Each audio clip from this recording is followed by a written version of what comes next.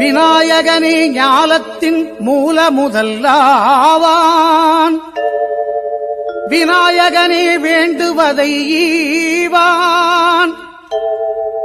விநாயகனே எண்ணத்தில் வாக்கில் செயலிலே முன்னிற்பான். திண்ணமாய் அவன்தான் துணை.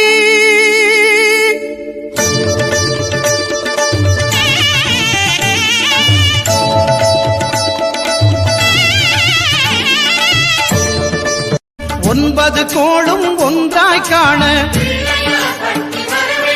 அங்கு கற்பகம் என்னும் கடவுளின் மெய்யில்